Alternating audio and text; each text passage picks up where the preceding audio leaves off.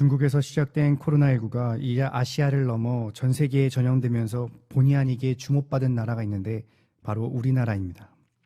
특별히 BBC를 비롯한 공신력이 높은 여러 방송국에서 그야말로 극찬하는 도시가 바로 우리나라의 대구인데 혹시 들어보신 적 있으십니까? 대구는 그 도시의 비율에 비해 확진자 수가 굉장히 압도적으로 높음에도 불구하고 그곳에는 폭동은 고사하고 어떠한 불길함과 불안함이 감지될 뿐만 아닌 그야말로 차분한 분위기에 외신들이 많이 놀라고 있다고 합니다. 이미 중국의 우한을 비롯하여 전국 봉쇄령을 내린 이탈리아까지 그야말로 폭동에 가까운 시민들의 형태를 지독히 겪었던 터라 더더욱 대구의 이 성숙한 시민의식과 의료진에 대해 놀라움을 감추지 못하고 있습니다. 실제로 WHO가 밝힌 이 코로나19 시사율은 3.4에 이르지만 한국은 0.7%밖에 되지 않아 좋은 결과까지 내고 있으니 이제 주목을 넘어 여러 나라에서 한국의 도움의 손길을 바라는 그러한 요청까지도 속속히 생겨나고 있는 것입니다. 그렇다면 대구가 이렇게 차분함을 유지할 수 있는 이유가 무엇이겠습니까? 두말할 것도 없는 시민들이 의료진에 대한 믿음이 있기 때문입니다. 이미 여러 차례 뉴스에서 보도됐다시피 그야말로 의료진으로서는 열악한 환경, 수술복이 없어 수차례 재활용할 만큼 그야말로 입을 것이 없고 먹을 밥이 없어 김치 한두 쪽으로 식사를 하며 24시간 동안 쉴 새 없이 치료에 전념하고 연구하는 의료진의 모습은 그들에게 재난이라는 큰 환경적 실현에도 불구하고 흔들림이 없는, 아니 그 이상의 감사함을 느끼기에는 부족함이 없었던 것입니다. 그러니 다른 나라에서 사직이나 통제를 따르지 않고 도망가고 온갖 불평과 불만을 쏟아내는 이 시위하는 집단적 이기주의의 모습이 아닌 감사를 인해 차분하여 대처하는 모범적인 시민의 모습을 통하여 전 세계를 보여줬던 것입니다. 환경에 따라 감사의 유무가 영향을 받는 것은 지극히 당연합니다. 좋은 환경 속에 있으면 절로 감사가 나오겠지만 그렇지 못한 상황, 즉 재난이나 재해를 당하는 사람의 입에서는 감사가 나오기보다는 도대체 왜 나에게 이런 일이라는 탄식과 함께 불평과 불만, 더 나아가 원망이 나오는 것은 아주 자연스러운 것, 그것이 바로 이 세상 법칙 아니겠습니까? 그러나 때로 특정 대상의 믿음은 그야말로 대구의 모습과 같이 감사로 격상될 수도 있다는 것입니다. 오늘 본문에도 이 세상 법칙에 따라 사는 사람이라면 정말 이해할래야 이해할 수 없는 한 인물이 나오는데 바로 여러분이 잘 알고 계시는 욥입니다. 그는 지금 우리가 겪는 이런 사태보다도 더 충격적인 재앙을 당하지만 그는 불평과 불만과 원망이 아닌 그저 입을 다물고 조용히 참는 정도로 그치는 것이 아니라 오히려 하나님 앞에 감사하는 모습을 굳건하게 보여주셨으니 실로 놀라지 않을 수가 없습니다. 저는 이 시간 욥의 감사의 고백을 통하여 진정 하나님을 섬기는 성도라면 어떤 상황 속에도 그 입에 감사가 나올 수밖에 없는 이유가 무엇인지를 함께 살펴보고자 합니다. 하나님을 섬기는 성도는 어떤 상황 속에서도 오직 하나님의 절대 주권의 신앙으로 감사할 수밖에 없습니다.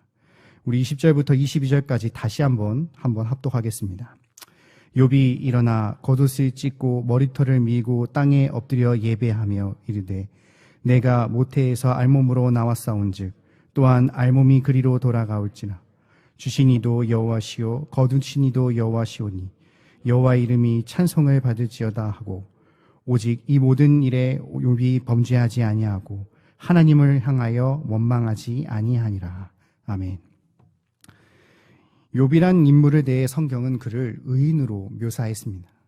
순전한 믿음을 가진 자, 거짓이나 위선이 없는 정직한 자, 하나님을 늘 경외하고 악에 떠난 자라고 설명하고 있습니다. 그뿐만이 아니라 그는 목축업을 통하여 그 수중에 양이 7,000마리, 낙타가 3,000마리, 소와 암나귀가 각각 500마리가 있었으며 종이 심이 많을 정도로 그야말로 거부 중에 거부였습니다. 그는 자식이 아들이 7명, 딸이 3명일 만큼 이 10남매를 슬하에 두었습니다. 자녀들은 어찌나 우애가 좋은지 스스로 항상 잔치를 벌여 그들의 우애를 쌓아갔으며 그 잔치를 벌일 때조차도 번제를 먼저 드림으로써 하나님을 섬기는 그야말로 오늘날로 따지면 사업이 번창하여 가족이 화목한 가장 모범이 되는 복된 성도의 가정과 다를 바가 없었습니다.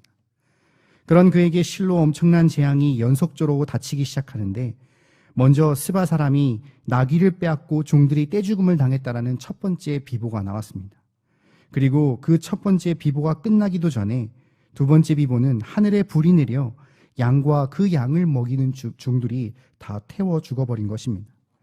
바로 이어 세 번째 비보가 갈대아 사람들이 낙타를 빼앗고 종들을 죽였다 하면 이제는 더 나아가 네 번째 비보가 태풍이 맏형의 집을 덮쳐 무너지는 바람에 그 안에 있는 모든 자식들이 다 몰살당했다라는 비보를 들었던 것입니다.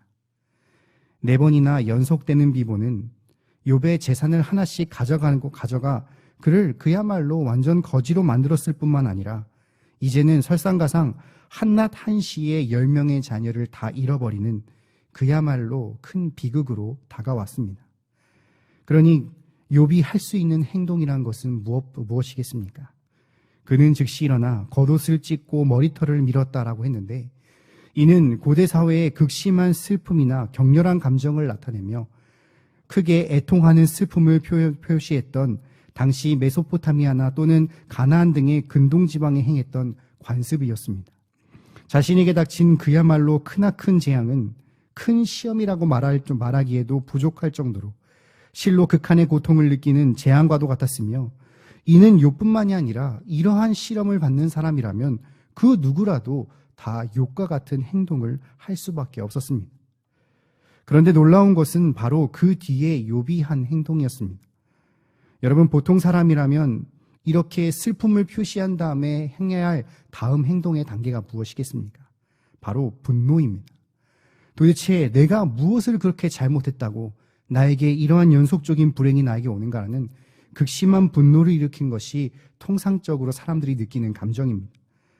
믿든지 믿지 아니하든지 아무 신이나 원망하고 저주하며 그야말로 남 탓으로 돌리는 것이 가장 사람이 할 수 있는 최선의 방어책인 단계입니다. 그런데 그가 했던 행동은 다름 아닌 땅에 엎드려 경배했던 것입니다. 이러한 소식 앞에 애통하여 졸도하며 땅에 쓰러져도 모자르지 않을 판에 그는 정확하게 하나님 앞에 온전하게 경배하기 위하여 의식을 가지고 의도적으로 땅에 엎드렸으며 여호와의 이름이 찬송을 받을지어라는 감사와 영광의 고백을 올려드리는 경배를 즉시 드렸던 것입니다. 이는 그야말로 현실적으로 이해할 수 없는 행동 아니겠습니까? 그는 방금 말했다시피 전 재산을 하루아침에 말도 안 되는 이유로 다 잃은 자입니다. 그뿐만이 아니라 올곧게 믿음을 지키며 자라는 그야말로 돈으로 따질 수 없는 10명의 귀한 자녀들을 한날 한시에 남김없이 잃었습니다. 더 기가 막힌 것은 그가 이러한 재앙의 벌을 받아야 마땅한 악인도 아니었습니다. 그러니 당하는 있는 이 기가 막힌 현실 앞에서 욥이 그저 정신을 잃지 않고 조용히 차분히 그저 가만히 있어도 많은 사람들의 감탄과 존경을 받아 마땅한 상황이었습니다. 그런데 한술 넣더 그는 그야말로 하나님 앞에 조용히 감사와 영광을 올려드리는 이 예배를 하나님 앞에 드리고 있으니 하나님을 믿지 않는 불신자뿐만 아니라 웬만큼 교회를 다녔다는 기독교 신자조차도 이해하거나 흉내낼 수 없는 행동이었던 것입니다. 아니, 그도 그럴 것이 여기 누가 평범한 일상을 살다가 하루아침에 사업과 자녀를 잃었다는 소식을 듣자마자 교회로 와 온전하게 예배를 드리며 하나님께 감사와 영광을 올려드릴 수 있겠습니까? 결코 쉽지 않았을 것입니다. 그렇다면 모든 물질과 사랑하는 자들을 가져가신 하나님 앞에 욥이 그 어떠한 불평과 불만이나 또는 원망과 저주의 소리를 내지 않고 오직 여호와 하나님 앞에 감사와 영광을 돌려드릴 수 있었던 것이겠습니까?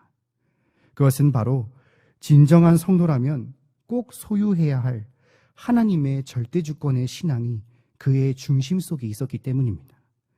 이런 그의 신앙이 바로 21절에 분명하게 드러나는데 내가 모태에서 알몸으로 나왔사온즉 또한 알몸이 그리로 돌아가올지라 주신 이도 여호와시요 거두니시도 여호와시라라고 했습니다. 그의 이러한 신앙의 고백이 그가 분명한 절대 주권의 신앙이 있음을 나타내주고 있습니다. 먼저 그는 하나님의 계획하심을 분명하게 깨닫고 믿는 자였습니다. 쉴 새 없이 들려오는 앞선 비보의 소식 앞에 정말 누가 봐도 이상할 만큼 그에게 몰려 닥쳐왔습니다. 앞선 1장 상반절의 여러 부분에 그가 아직 말할 때 또 한 사람이 와서라는 이 반복적인 사건을 계속해서 경험했던 욥은 그 후에 종들의 고백 또한 묵묵하게 들었습니다. 그러니 이러한 사건의 현장의 배후에 이 일을 계획하시고 그 계획대로 사건을 진행하시는 분이 계심을 그는 확신하고 믿었던 것입니다. 결코 우연의 산물이 아닌 하나님의 자신의 치밀하신 선한 계획의 소산임을 믿는 주권의 신앙이 그의 중심에 있었습니다. 그리고 그는 이 모든 것이 다 하나님의 소유임을 굳게 믿는 자였습니다. 그가 고백했던 모든 것은 자신의 소유는 당연히 포함합니다.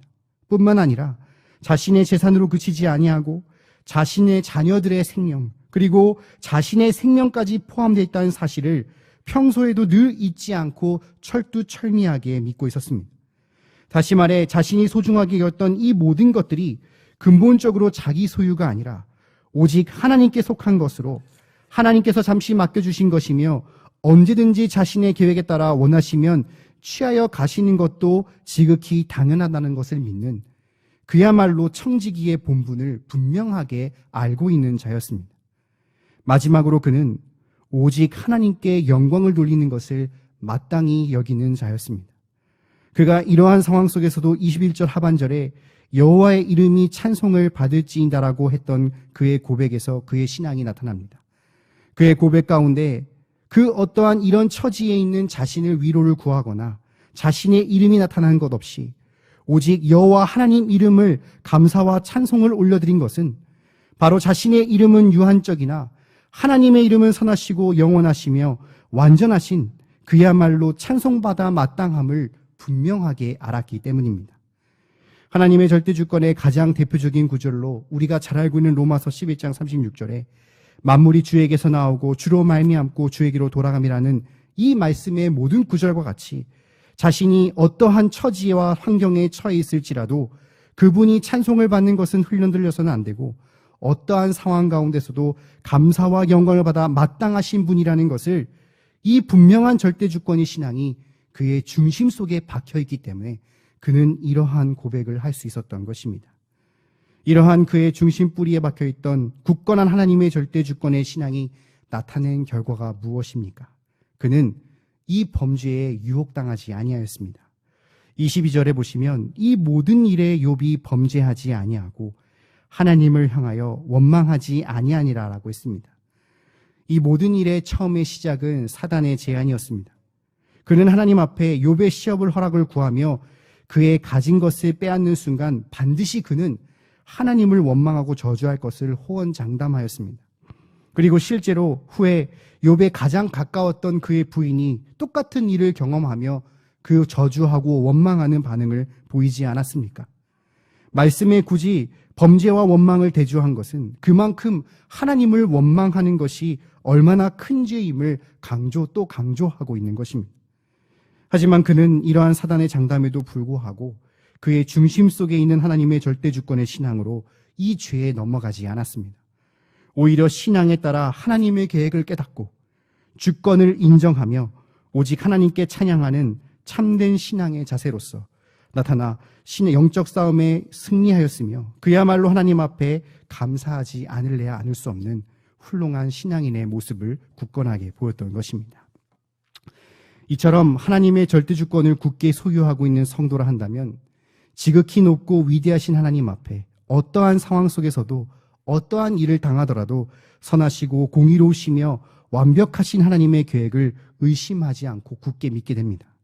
비록 눈앞에 보이는 현실이 아무리 이해하려고 하더라도 이해되지 않을 만큼 부조리해 보인다 할지라도 전지전능하신 하나님께서 결코 불의하실 리가 없으며 잘못하실 수 없다라는 그 믿음이 결코 흔들리지 않게 되는 것입니다.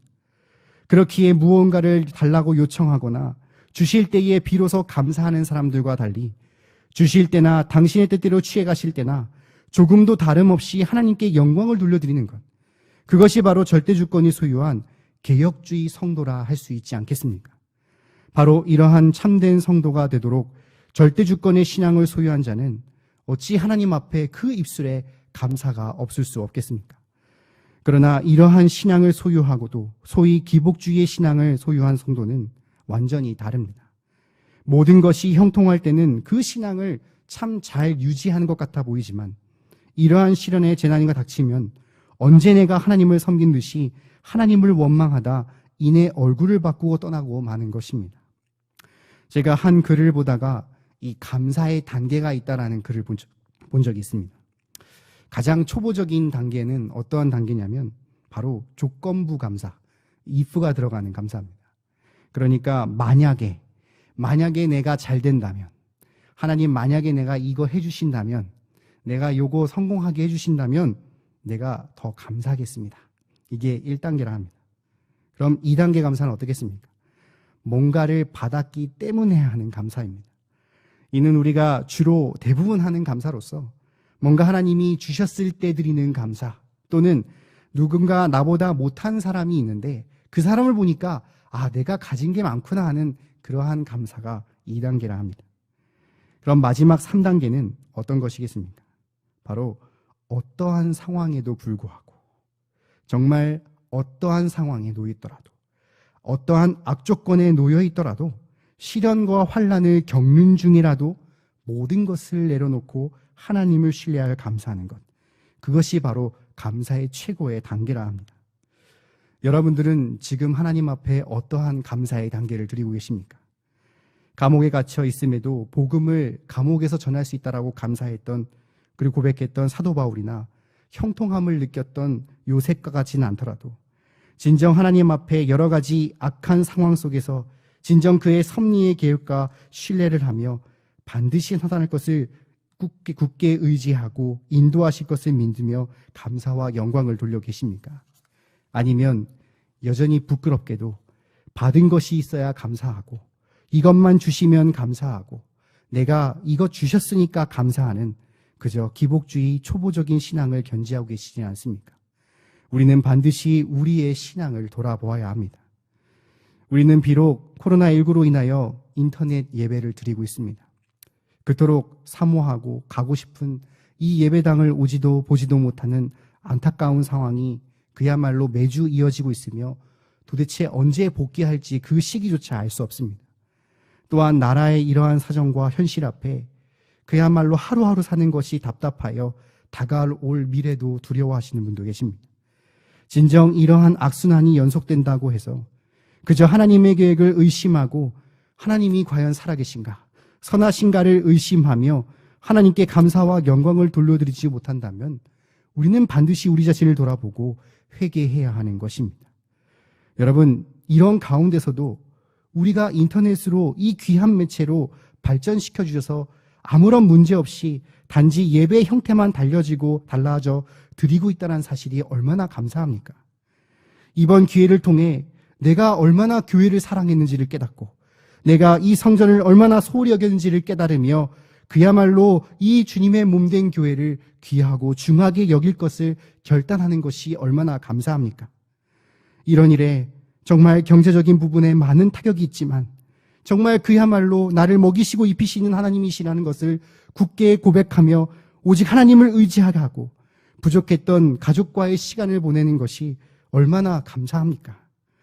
이러한 일들을 통해 만천하의 이단들의 형태가 드러나고 그야말로 하나씩 하나님의 섭리에 따라 정리하시는 것이 그야말로 얼마나 감사합니까? 비록 우리가 이러한 코로나19로 인한 재난만 본다면 하나님 왜 예배조차 성전에 드리기 힘든 일을 우리에게 주셨습니까? 라는 의문이 가득하겠지만 절대주권의 신앙으로 바라본다면 그럼에도 불구하고 우리의 입술에는 그야말로 감사의 제목이 넘쳐나야 하는 것입니다.